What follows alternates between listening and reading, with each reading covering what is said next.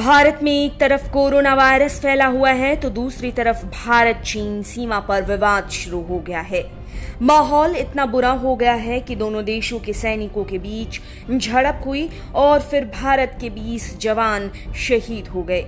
वैसे नुकसान की खबरें तो चीन की तरफ से भी आई, लेकिन भारत के जवान जब शहीद हुए तो देश के लोगों का गुस्सा चीन के लिए काफी ज्यादा बढ़ गया और अब देश में माहौल ऐसा है कि हर कोई चीनी सामानों का बहिष्कार करने की बात करने लगा है।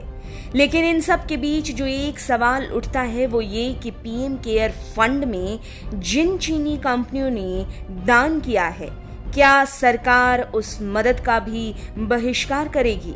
दरअसल पीएम नरेंद्र मोदी ने देशवासियों से पीएम केयर फंड में अपनी क्षमता के हिसाब से जरूरतमंदों के लिए दान करने की अपील की थी। इस अपील के कुछ ही वक्त बाद कई बड़े उद्योगपतियों और कंपनियों ने अपनी क्षमता के हिसाब से कोरोना से निपटने के लिए पीएम केयर फंड में दान किया और इसमें कई चीनी कंपनियां भी शामिल हैं। चीन की टेलीकॉम और मोबाइल कंपनी में Xiaomi, हुआवे, वन प्लस और ओप्पो ने भी दान किए।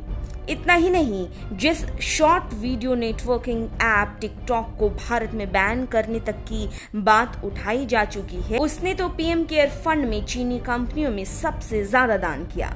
टिकटॉक ने ऐप पर ही एक क्विज गेम खेलोगे आप जीतेगा इंडिया शुरू किया, जिसके जरिए 30 करोड़ रुपए पीएम केयर फंड के लिए दान करने की बात की।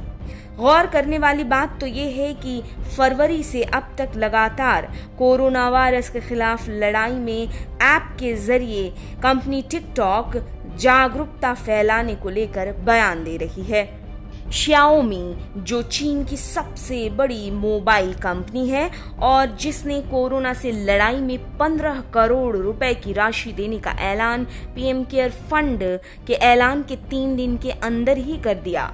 कंपनी ने 10 करोड़ रुपए पीएम केयर फंड के लिए तो वहीं 5 करोड़ रुपए दूसरे राज्यों के सीएम केयर फंड में देने का ऐलान कर दिया था। इतना ही नहीं, गिव इंडिया प्लेटफॉर्म के साथ Xiaomi ने 1 करोड़ रुपए जुटाने का भी टारगेट तय किया और इससे 20,000 परिवार के लिए जरूरत के सामान जैसे साबुन, सैनिटाइजर और मास्क मुहैया कराने की योजना तैयार की। पीएम केयर फंड में चीनी टेलीकॉम कंपनी हुआवे ने भी 7 करोड़ रुपए का दान किया।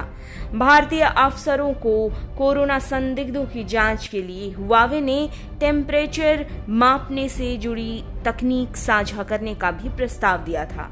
इतना ही नहीं, पीएम केयर फंड में बीबीके इलेक्ट्रॉनिक्स की 2 मोबाइल कंपनी वन प्लस और ओप्पो ने भी 1-1 करोड़ रुपए दान किए थे।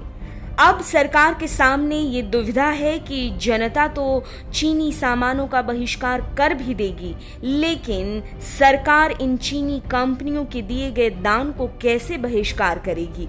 तो वहीं कांग्रेस पार्टी लगातार इस मामले को भुनाने में लगी है और इन कंपनियों के पीएम केयर फंड में दिए गए दान को लेकर सरकार पर हमलावर हो रही है।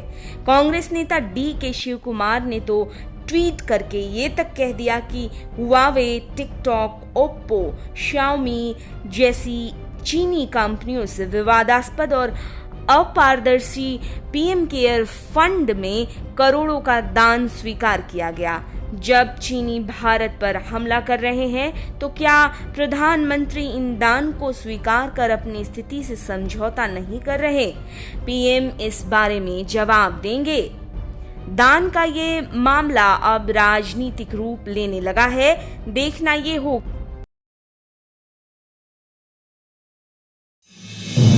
आप देख रहे हैं नेट्रिक न्यूज, साहस सच कहने का।